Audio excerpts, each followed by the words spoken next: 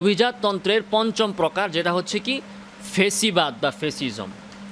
আমরা ফেসিজমকে বর্তমান এটাকে এই শব্দটার প্রয়োগ অনেক শুনি যখন নাকি আওয়ামী লীগ সরকার ক্ষমতায় আছে, তো এটাকে মানুষ গালি হিসাবে ব্যবহার করছে যে ফেসিজম। আসলে কিন্তু এটা প্রকৃতপক্ষে কোনো গালি ছিল না, ফেসিজম ছিল একটা দলের নাম। তা আসুন আমরা দেখি যে ফেসিজমটা আসলে কি এবং কিভাবে এটার প্রতিষ্ঠা হয়েছে। তো ফেসিও এই শব্দ, এটা গ্রিক ভাষার একটি শব্দ। ফেসিও আরবিতে ফাসুন থেকে ফেসিও। এটা কাকে বলে? এটা বলা হচ্ছে যে কোঠার বা লাঠি বা লোহার আটি, অনেকগুলো লাঠি বা শলা বা কুঠার বা লোহার আটি বোঝেন না, বান্ডেল। ফেসিও শব্দের অর্থ হচ্ছে এটা। অনেকগুলো লাঠি মিলিয়ে বা কুঠার মিলিয়ে আপনি কি করলেন, একটা বান্ডিল তৈরি করলেন, এটাকে বলা হয় ফেসিও। ইটালির মুসোলিনি তার হুকুমতের প্রতীক ছিল। যেমন বাংলাদেশে পাকিস্তানের পতাকার মধ্যে চাঁদতারা থাকে, আবার এক এক দেশের পতাকা এক একটা কী থাকে। সৌদি আরবে কী থাকে? খেজুর গাছ থাকে নাকি? না তরবারি থাকে, সৌদির পতাকায় তরবারি থাকে।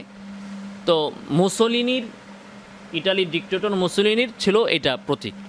তো এটা দ্বারা তারা কি বোঝাচ্ছে, এই ফেসিস্টরা কি বোঝাচ্ছে হচ্ছে এটা যে ঐক্যের গুরুত্ব বোঝাচ্ছে, যে জাতি সবসময় ঐক্যবদ্ধ থাকতে হবে। যে অনেকগুলো শলা বা লাঠি যদি আপনি একসাথে বান্ডিল করে রাখেন, তাহলে এটা ভাঙতে কষ্ট হবে, কঠিন হবে। কিন্তু একটা লাঠি বা একটা শলা বা একটা লোহা আলাদা করে যখন থাকবে, পৃথক যখন থাকবে, তখন সেটা ভাঙা কি হবে? সহজ হবে। তাহলে এটা হচ্ছে ঐক্যের গুরুত্ব এবং ঐক্যের একটা প্রতীক। তো এটাকে মুসোলিনি তার প্রতীক হিসেবে ব্যবহার করতেন। তো ফেসিবাদটা আসলে কি? ফেসিবাদ কাকে বলে?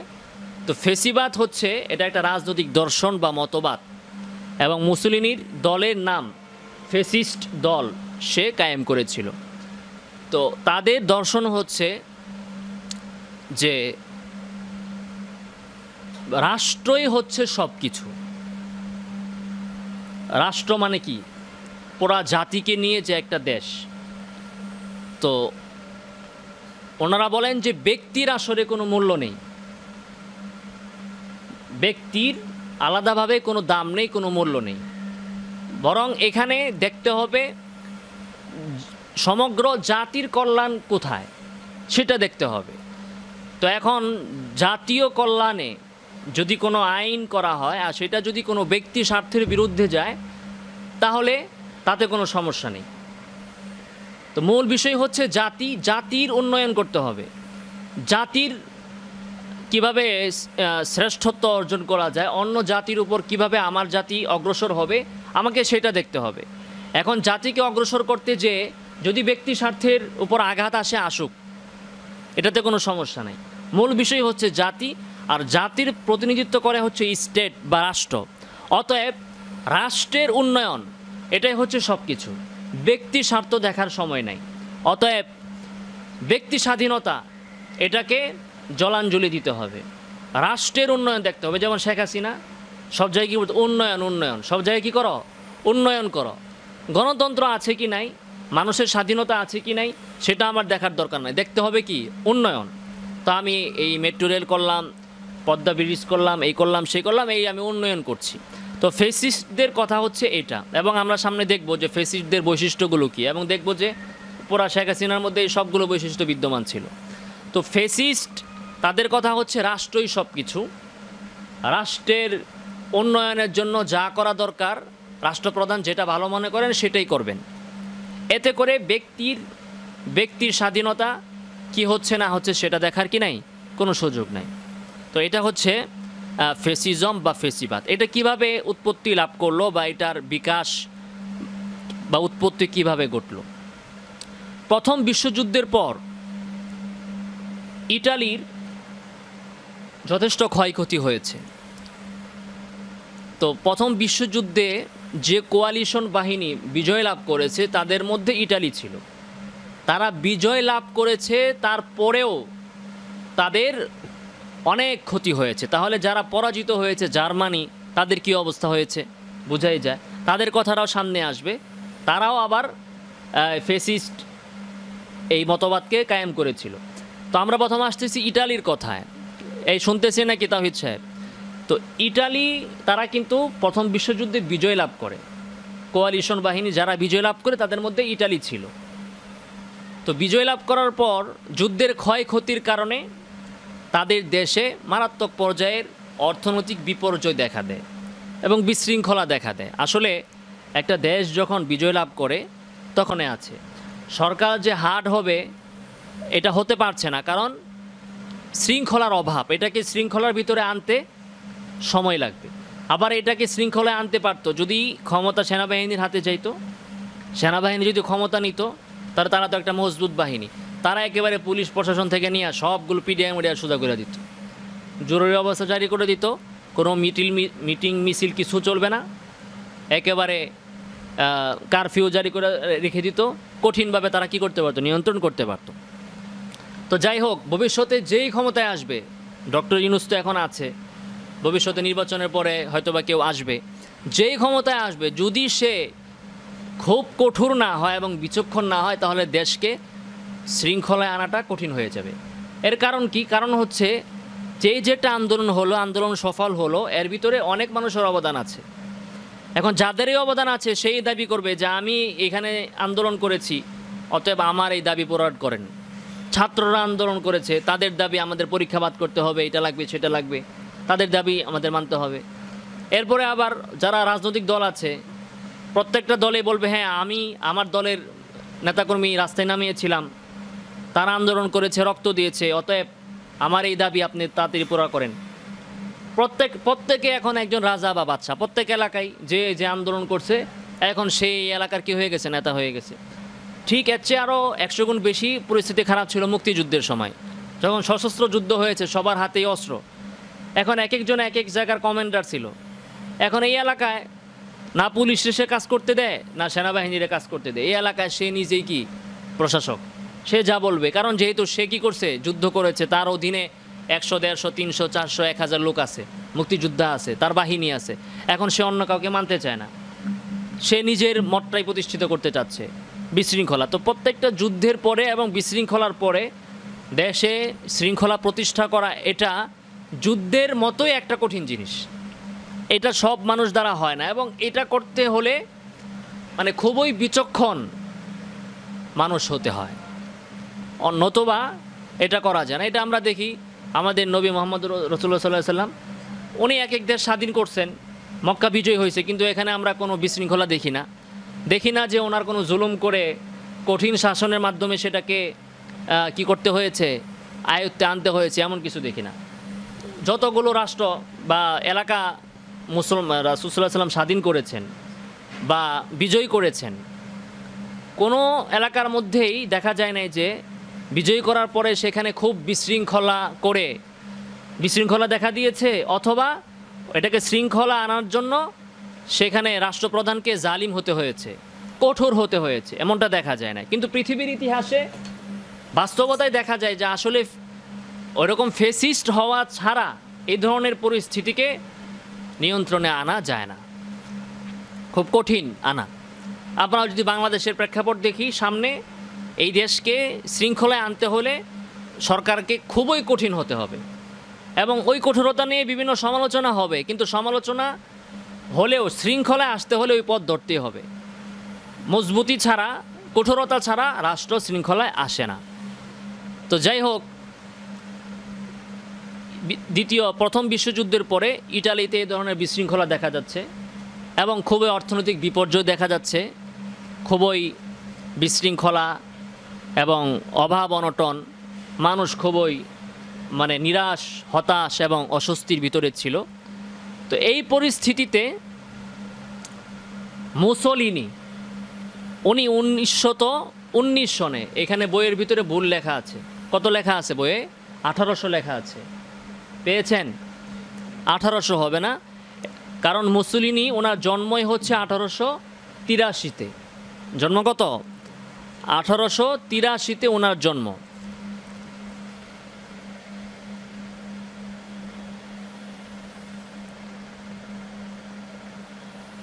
তো 1883-তে ওনার জন্ম। উনি 1919 সনে, যখন ওনার বয়স 39 বছরের মতো ছিল, এই সময়ে তিনি একটি ফেসিস্ট নামে একটি দল গঠন করেন এবং তিনি একজন শিক্ষক ছিলেন, লেখক ছিলেন, একটা পত্রিকার সম্পাদক ছিলেন। তার চিন্তা চেতনা, তার বক্তৃতা ইত্যাদি মানুষকে খুব আকর্ষণ করে। ফলে 1922 সনে, 18 জায়গায় কী হবে 1922 সনে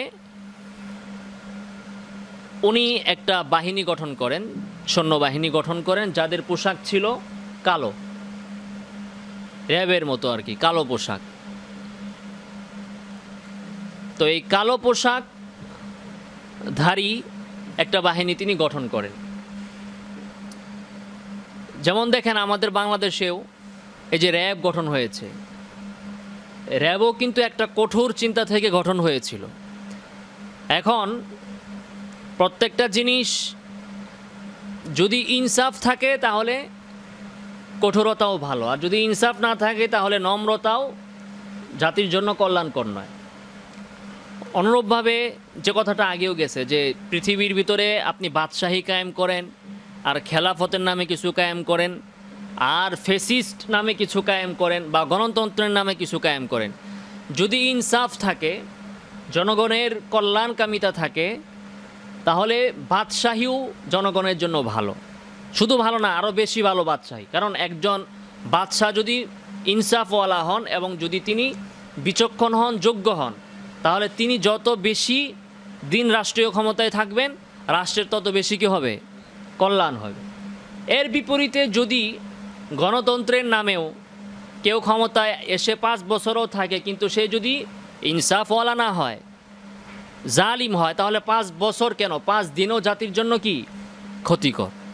অতএব এই কথাটা আগেও গেছিল যে রাষ্ট্র পরিচালিত হচ্ছে কোন মতবাদের ভিত্তিতে বা কোন নামে, সেটা বিষয় নয়। মূল বিষয় হচ্ছে ইনসাফ, সুবিচার আছে কিনা এবং রাষ্ট্রপ্রধানের দক্ষতা আছে কিনা। এই দুইটা জিনিস থাকলে বাদশাহী হলেও ভালো, দেশের জন্য ভালো।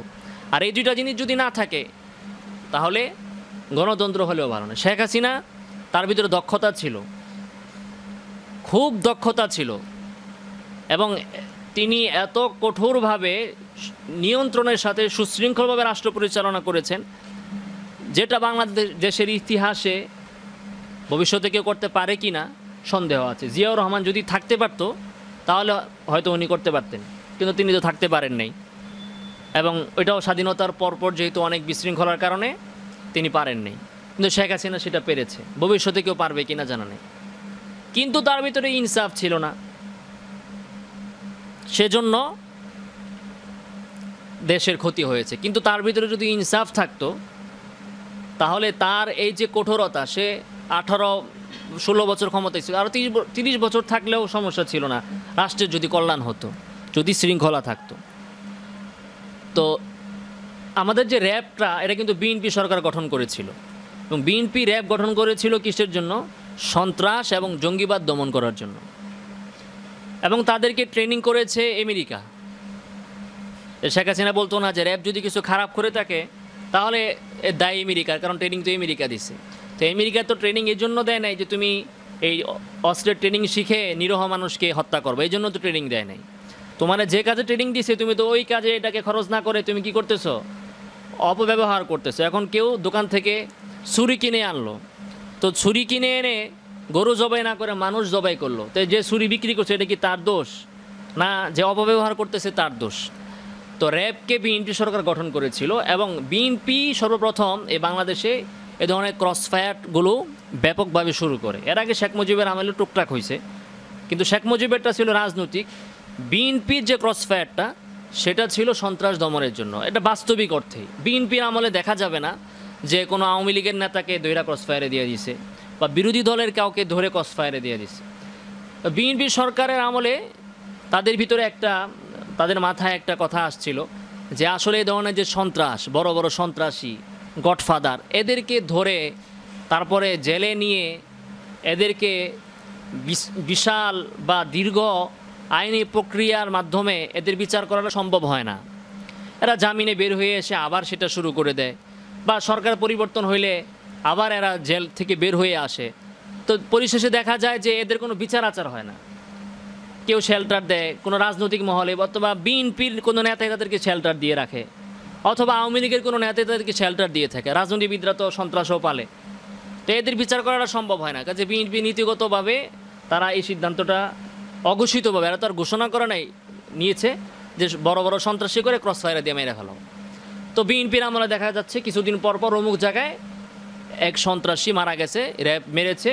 কিভাবে মরলো? বলে যে ক্রস ফায়ার, মানে যে তাকে ধরতে গেছিল, তারপরে র্যাবও গুলি করছে, তারা গুলি করছে, র্যাব আত্মরক্ষার্থে গুলি করছে, এরপরে এই ক্রস ফায়ারে যে সে মারা গেছে। তো এটার বিরোধিতা করে অনেক মানবাধিকার সংগঠনের বিরোধিতা করেছে, অনেকে বিরোধিতা করেছে, কারণ এটা আইনের শাসনের পরিপন্থী। কারণ আইনের শাসন বলে যে কাউকে আপনি আইন নিজের হাতে তুলে নিতে পারবেন না। সে যদি সন্ত্রাসীও হয়, সে আদালতে যাবে, আদালত রায় দিবে, এরপরে তার ফাঁসি হবে। কিন্তু আদালত পর্যন্ত তো সে যায় না, এবং তার তো ফাঁসি হয় না। বাংলাদেশের বিচার প্রক্রিয়ার কিছুটা সমস্যার কারণে এদের বিচার হচ্ছে না, যার ফলে এই ক্রস ফায়ার দিয়ে সন্ত্রাসী করে মেরেছে। এখন দেখেন, ক্রস ফায়ারও কিন্তু এক অর্থে ভালো ছিল, জাতির জন্য কল্যাণ ছিল। আপনি আইন কানুন যাই বলেন না কেন, মূল কথা হচ্ছে জাতির উন্নয়ন এবং কল্যাণ। এখন একজন মানুষ যে 10টা 20টা 50টা খুন করেছে, তাকে ওই আইনের অপেক্ষায় 20 বছর বসে না থেকে যদি ক্রস ফায়ারে দিয়ে দেয়, এটা জাতির জন্য কি ভালো। কারণ প্রত্যেকটা আইন হচ্ছে জাতির কল্যাণে। যেমনিভাবে দেখেন, আমি জিনিসটা আমার অনেক সময় মাথায় আসতো যে লেখা আছে না, আমরা যে লেখার কিন্তু নিয়মকানুন আছে, যে লেখার এইটা লাইনের মধ্যে থাকবে, এই অক্ষরটা লাইনের উপরে থাকবে, নিচে থাকবে, আবার এই অক্ষরে মাত্রা হবে বা মাত্রা হবে না। কিন্তু বাংলা অনেক ফন্ট দেখবেন যে কোনো অক্ষরেই মাত্রা নাই। তো এটা আমি ওদিন একটা আরবি বইয়ে কিতাবে পেয়েছি যে লেখার ক্ষেত্রে যে এই সমস্ত নিয়ম কানুনটা হচ্ছে সৌন্দর্যের জন্য। এখন কোথাও যদি দেখা যায় যে সৌন্দর্যের সাথে নিয়ম সাংঘর্ষিক, তাহলে সৌন্দর্যই প্রাধান্য পাবে। কোথাও দেখা যাচ্ছে যে আর্ট করতে যেয়ে, নিয়ম রাখতে যেয়ে বা সুন্দর করতে যেয়ে নিয়মের লঙ্ঘন ঘটাতে হয়। আর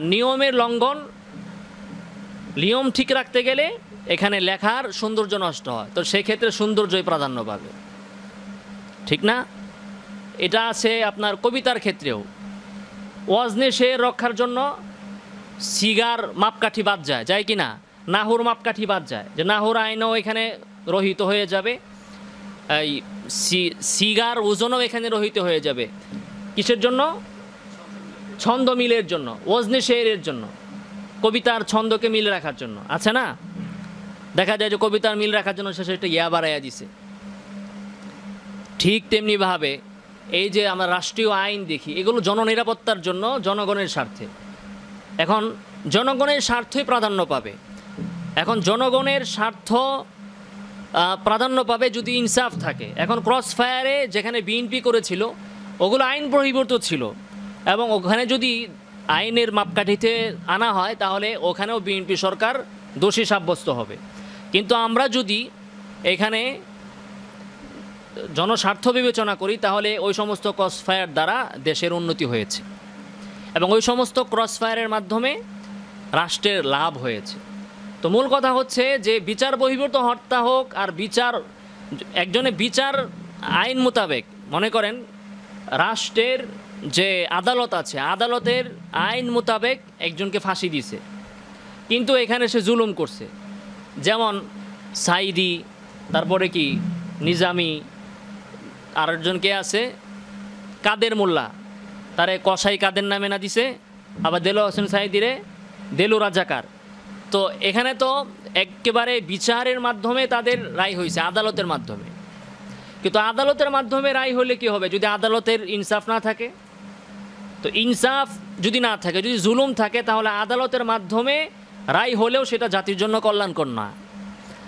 আর যদি বিচার বহির্ভূতভাবেও কোনো সিদ্ধান্ত হয় কিন্তু সেখানে যদি ইনসাফ থাকে তাহলে সেটাও ভালো। তো বিএনপির ক্রসফায়ারগুলো এরকম ছিল, যেখানে সন্ত্রাসীগুলোকে মারা হয়েছিল এখানে একটাও পাওয়া যাবে না এমন যে কোনো আওয়ামী লীগের নেতারাই দৈরা, বিরোধী দলের নেতারা দৈরা মেরে দিচ্ছে, বরং সেখানে সন্ত্রাসী, প্রকৃত সন্ত্রাসী যারা তাদেরকেই মারা হয়েছে। যদিও সেটা বিচার বহির্ভূত, কিন্তু সেখানে জাতির কল্যাণ ছিল। তো এটাই বলা হচ্ছে, কি বলতেছিলাম, যে কঠোরতা, এই র্যাব বিএনপির আমলে গঠন করা হয়েছিল একটা কঠোর মানসিকতা থেকে, কিন্তু ইনসাফ থাকার কারণে ওই কঠোরতাটা জাতির কল্যাণকর ছিল, জাতির জন্য। আর আওয়ামী লীগের আমলে ওই কঠোরতা ছিল কিন্তু সেখানে পুরোটাই জুলুমের উপর ভিত্তি ছিল। এখানে আওয়ামী লীগের আমলে এমন একটা সন্ত্রাসীও পাওয়া যাবে না যাকে ক্রসফায়ারের মাধ্যমে মারা হয়েছে, বরং এখানে যতগুলো ক্রসফায়ার হয়েছে সবগুলো হলো বিরোধী দলকে দমন করার জন্য। তো এই জন্য এখানে কঠোরতা ছিল, ইনসাফ নাই। আবার আদালত আছে কিন্তু ইনসাফ নাই, তাহলে সেটা জাতির জন্য কল্যাণকর না। তো মুসোলিনি তিনি একটা বাহিনী গঠন করলেন এবং ওনার মতবাদ ছিল এটা, যে রাষ্ট্রকে ঠিক করতে হলে, মানে উনি ক্ষমতা আসার আগেই কথা বলতেন বক্তৃতায়, যে এটার জন্য একজন কঠোর এবং শক্তিশালী লোক লাগবে। রাষ্ট্রকে সুশৃঙ্খলায় আনতে হলে রাষ্ট্রপ্রধানকে কঠোর হতে হবে। এই নম করলে রাষ্ট্র চলবে না। যা আজকে মির্জা ফখরুল একটা দিল যে সরকারকে আলোচনা বসতেই হবে, পরের দিনই ডক্টর ইনুর ডাক দিল ফখরুল, আসো আলোচনা করি। আবার আজকে উনি একটা হুমকি দিল, পরের দিনে আবার তারা ডাক দিয়ে বলো ঠিক আছে তোমার দাবিও মানলাম। মানে যেই যেখান থেকে দাবি উঠাবে আর তার দাবি মেনে নেওয়া হবে। এরকম দুর্বল সরকার কি দেশ চালাইতে পারবে? হ্যাঁ, তাহলে ওই যে উপহাস করে মানুষ বলতেছে যে কিছুদিন পরে ওই শাহবাগে যে ভিক্ষুকরা আন্দোলনে নামবে, যা আমাদের কি করতে হবে, 10 টাকার নিচে ভিক্ষা দেওয়া যাবে না। এটা কথার কথা, কিন্তু রাষ্ট্রপ্রধান যদি দুর্বল হয় তাহলে সবাই এরকমই করবে। তো সেজন্য মুসলিনীর মতবাদ ছিল যে রাষ্ট্রপ্রধানকে হইতে হবে কঠিন এবং শক্তিশালী। তো যার ফলে উনি একটা বাহিনী গঠন করলেন এবং এই বাহিনী নিয়ে তিনি রওনা দিলেন রোমের দিকে, মানে ইটালির রাজধানী রোমের দিকে রওনা করলেন। রওনা করে ওই যে মার্চ করছে না গণভবনের দিকে মার্চ, তো উনিও মার্চ করলেন, করে বাদশাকে যেয়ে বললেন, তার দলের লোকেরা বলল যে রাষ্ট্র ক্ষমতা এটা অতি সত্বর মুসলিনীর হাতে দিয়ে দাও, না হলে কিন্তু পুরা সিংহাসন উল্টিয়ে দেওয়া হবে। তখন বাদশাহ বাধ্য হয়ে রাষ্ট্র ক্ষমতা মুসলিনীকে দিয়ে দিল। তো মুসলিনী রাষ্ট্রীয় ক্ষমতায় আসলেন। তো এসে ওনার দল ফেসিস্ট, এই দল রাষ্ট্রীয় ক্ষমতায় আসলো। তো আসার পরে ওনাদের নীতি কঠোর নীতি হবে, এটা আগে থেকে ওনারা বলতেছিলেন, এবং সেই কঠোর নীতিমালার আলোকে ওনারা রাষ্ট্র পরিচালনা করলেন। তো ওনাদের নীতি ছিল যে রাষ্ট্রই সব কিছু, জনগণের ব্যক্তির আশা আকাঙ্ক্ষা বা ব্যক্তি স্বাধীনতা বলতে কিছু নাই, রাষ্ট্রই সব কিছু, রাষ্ট্রের দায়িত্ব সব জায়গায়। অতএব কি করতে হবে? অতএব রাষ্ট্রপ্রধানের কর্তৃত্ব আদালতেও থাকবে, স্কুলের মধ্যেও থাকবে, ধর্মীয় উপাসনালয়েও রাষ্ট্রপ্রধানের কর্তৃত্ব থাকবে, মানে প্রত্যেকটা সেক্টরে রাষ্ট্রপ্রধানের কর্তৃত্ব থাকবে। যেমনটা আমরা শেখ হাসিনার যুগে দেখি, আদালত পুরোপুরি তার হাতের মুঠোতে ছিল, স্কুল কলেজ ইউনিভার্সিটি পুরা তার হাতের মুঠোই ছিল, এমনকি ধর্মীয় প্রতিষ্ঠানগুলোও তার হাতের মুঠোয় সে নেওয়ার জন্য সর্বাত্মক চেষ্টা করেছে। তো মুসলিনীর মতবাদ হচ্ছে এটা, যে রাষ্ট্র তার দায়িত্ব সব জায়গায়, শুধু রাষ্ট্রীয় ক্ষমতায় না, সংসদে না, রাষ্ট্রের দায়িত্ব সব জায়গায়। অতএব সব কিছু রাষ্ট্রপ্রধানের হাতের মুঠোয় থাকতে হবে। তো এইভাবে উনি রাষ্ট্র পরিচালনা করলেন এবং কঠোরভাবে রাষ্ট্র পরিচালনা করে তিনি সফলও হলেন। একেবারে সুশৃঙ্খল দেশের মধ্যে শৃঙ্খলা আনলেন এবং তিনি উন্নয়নও করলেন। যদি এক ব্যক্তি শাসন করে, প্রত্যেকটা জিনিসের নেগেটিভ পজিটিভ সাইড আছে, কিছুটা তিনি উন্নয়নও তিনি করলেন। এবং মুসলিনীর একটা প্রসিদ্ধ কথা ছিল মুসলিনীর, যে নারীর কাজ সন্তান ধারণ করা আর পুরুষের কাজ হচ্ছে লড়াই করা। তো পুরুষকে হতে হবে কঠোর। নারী যদি সন্তান জন্ম না দেয় তাহলে পৃথিবীতে সৃষ্টি আসবে না, নতুন সৃষ্টি আসবে না।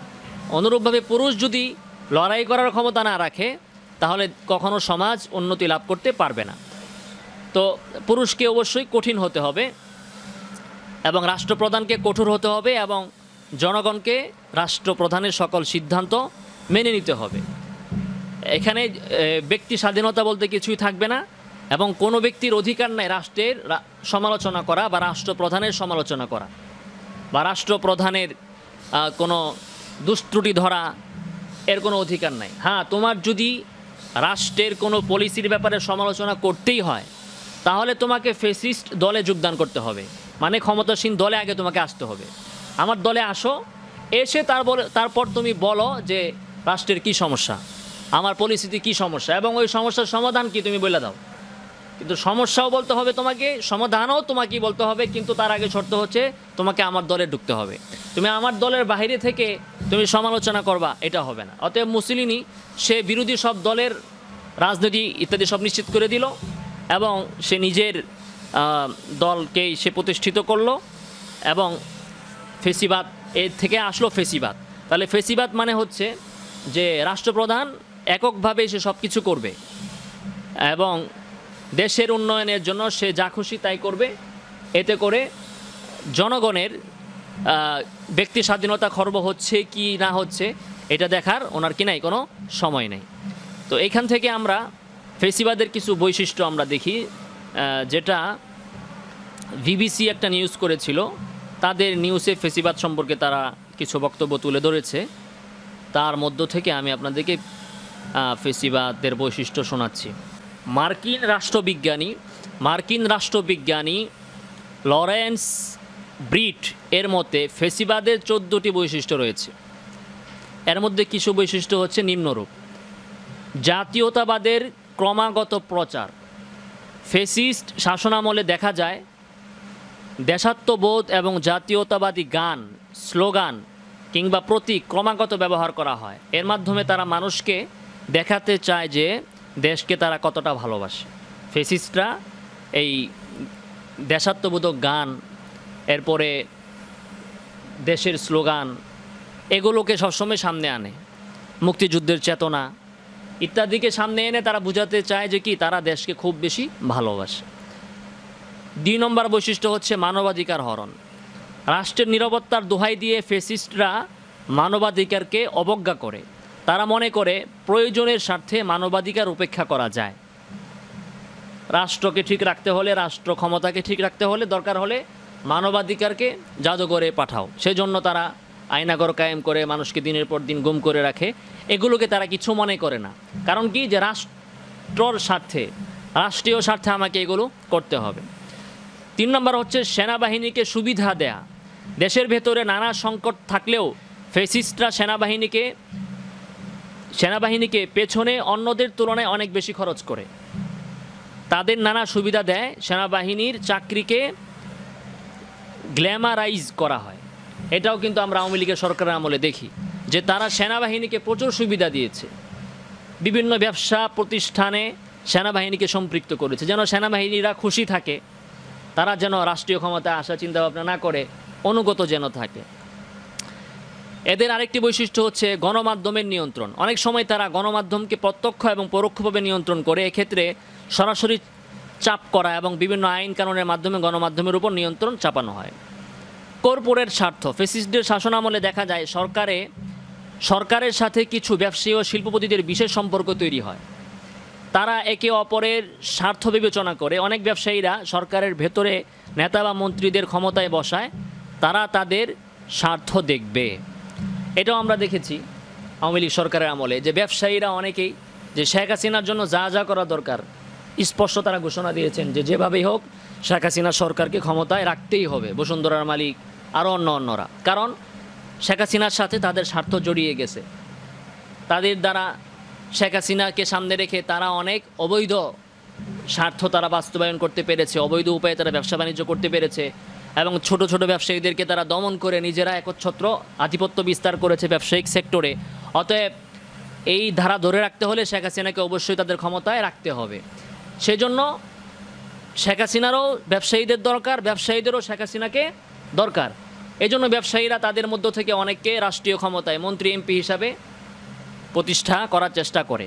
এরপরে প্রতারণার নির্বাচন ফেসিস্টদের একটা বৈশিষ্ট্য। যারা ফেসিস্ট মতাদর্শে বিশ্বাস করে তারা প্রকৃত গণতান্ত্রিক নির্বাচনকে গ্রাহ্য করেন। ক্ষমতায় টিকে থাকার তারা এমন নির্বাচনের আয়োজন করে যেখানে জনগণ তাদের ভোটাধিকার প্রয়োগ করতে পারে না। তা আমরা দেখলাম যে সবগুলো বৈশিষ্ট্য মোটামুটি আমাদের বিগত শেখ হাসিনা সরকারের মধ্যে বিদ্যমান ছিল। সেনাবাহিনীকে সুবিধা দেওয়া, তারপরে বিতর্কিত নির্বাচন করা, তারপরে ব্যবসায়ীদেরকে অতিরিক্ত সুবিধা দেওয়া ইত্যাদি। তাহলে এই আমরা দেখলাম ফেসিস্ট শাসন বা ফেসিবাস। তাহলে মুসোলিনি যে দলটা কায়েম করেছিল ফেসিস্ট নামে, ওই দলের যে একটা দর্শন যে কঠোরভাবে দেশ শাসন করতে হবে এবং জনগণের ব্যক্তি স্বাধীনতা বলতে কিছুই থাকবে না, রাষ্ট্রের উন্নয়নের জন্য এবং রাষ্ট্রীয় ক্ষমতাকে টিকিয়ে রাখার জন্য যা যা করা দরকার তাই সরকার করবে এবং সরকারের সমালোচনা করা যাবে না, মূলত এই দর্শনগুলোকেই ফেসিবাদ বা ফেসিজম বলা হয়। ফেসিজমের একক কোনো সংজ্ঞা নাই যে এরকম এটাকে ফেসিবাদ বলবে, এটাকে ফেসিবাদ বলবে না, এরকম কোনো সংজ্ঞা নাই। তবে মুসোলিনি যে দলটা ফেসিস্ট নামে কায়েম করেছিল তারা ক্ষমতায় থাকতে যা যা করেছে ওই ধরনের কাজ যারা করে বা ওই ধরনের নীতিগুলোকে বলা হয় ফেসিজম। তো মুসোলিনি যখন সফল হয়েছিলেন শুরুর দিকে, তখন তার দেখাদেখি অনেক দেশেই ফেসিবাদ কায়েম হয়েছিল। একটা মতবাদ যখন কি হয়, বিজয় লাভ করে বা ফলপ্রসূ হয়, তখন ওইটা মন্দ হলে অনেকেই সেই পথ ধরে। যখন মাইর খায় তখন আবার কি করে, অনেকে ভয় পায়। যেমন শেখ হাসিনা যখন 16 বছর টিকে গেছিল, যদি আরও টিকতো এবং স্বাভাবিক প্রক্রিয়ায় যদি শেখ হাসিনা মারা গেল এরপরে আরেকজন ক্ষমতায় আসতো, তাহলে সেও কি করতো, আমারও থাকতে হবে 40 বছর, এই চিন্তাই করতো। যে শেখ হাসিনা মারা গেল এরপরে আসলো সেনাবাহিনী বা অন্য কেউ, সেও কিন্তু এই চেষ্টা করতো। কিন্তু এখন যেভাবে শেখ হাসিনার পতন হয়েছে, এখন সবাই চিন্তা করবে যে আমি যদি এইভাবে থাকি তাহলে আমারও কিন্তু দেশ থেকে পালাইতে হবে। তাহলে একটা মতবাদ যখন সফলতার মুখ দেখে তখন অন্য অন্য দেশেও সেটা কি হয়, কায়েম হয়। তো ওই ইটালির মুসোলিনির এই ফেসিবাদ দেখে তখন জার্মানিতেও হিটলার তার নাৎসি শাসন, নাৎসি পার্টি যেটা কায়েম করেছিল, তারাও ওখানে ফেসিবাদ জারি করে। হিটলারও সেখানে কি করে, ফেসিবাদ জারি করে। এবং অন্য অন্য কিছু দেশেও কিছু এলাকাতেও ইউরোপে এ ধরনের ফেসিবাদ চালু হয়। কিন্তু কোথাও ফেসিবাদ শেষ পর্যন্ত স্থায়ীভাবে টিকতে পারে নাই বা শেষ পরিণামে ফেসিবাদ কি হয় নাই, সফল হয় নাই।